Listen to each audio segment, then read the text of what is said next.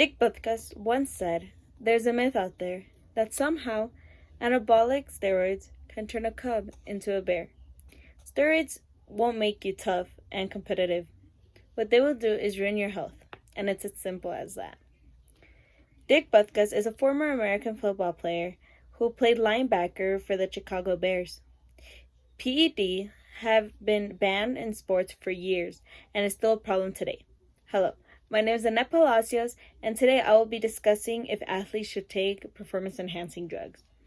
Many of you might or might not have any knowledge on PEDs. According to Performance-Enhancing Drugs by Bradley Wilson, performance-enhancing drugs are substances taken by people seeking to improve their athletic performance or their physical work capacity. When watching a movie called Take Your Pill by Allison Clayman on Netflix for my health psychology class, what caught my attention was how the gymnast Simone Biles was caught taking a PED, but they stated that it was a therapeutic use exemption. But experts say that might have given her an unfair leg up. That's when I figured out what my persuasive speech was going to be about. Performance-enhancing drugs help athletes have an advantage but can greatly affect their health. To give a brief description on the use of PEDs, the Encyclopedia Performance-Enhancing Drugs by Bradley Wilson describes when performance-enhancing drugs started and how they were terminated until the Olympics in the 1850s. Competitions in the ancient Olympic took stimulants and extracts from koala plants, cacti, and fungi to improve the performance. That led to the termination of the Olympics in the 400 CE. Adding on, Wilson also stated that competitive sports did not gain great popularity again until the second phase of the Industrial Revolution in the 1850s. And that's when the performance drugs also returned.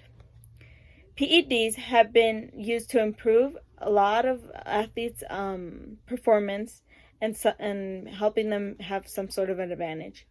In the article Cardiovascular Effects of Performance-Enhancing Drugs by Andre Lagerche describes different ways people use drugs to enhance their performance and how it can affect their cardiovascular system.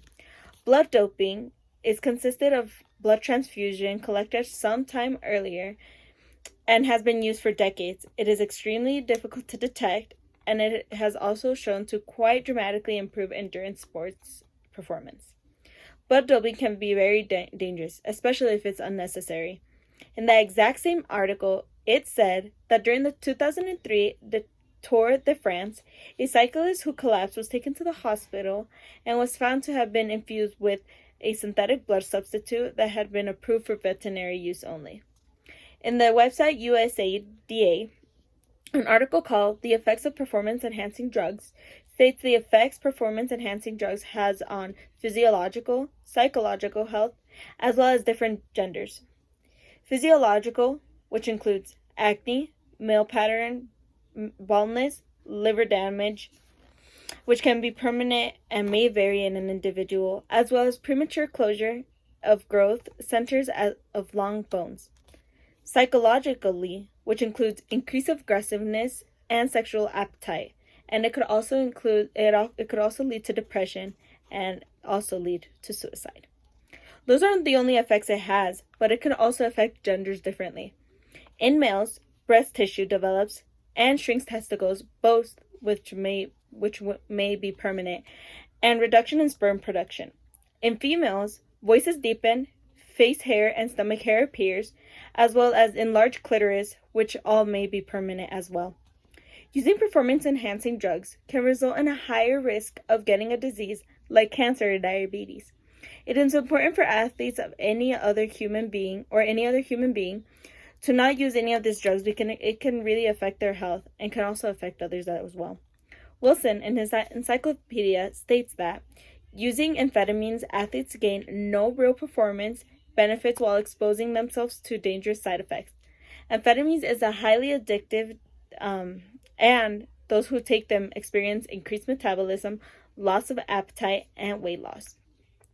One way that you could tell if an athlete is taking stimulants like amphetamine is if they start to look skinny or thinner in some sort of way.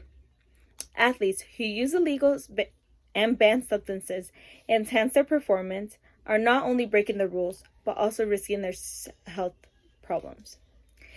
If an athlete is caught taking any substance to enhance their performance, it not only affects their health, but also their career.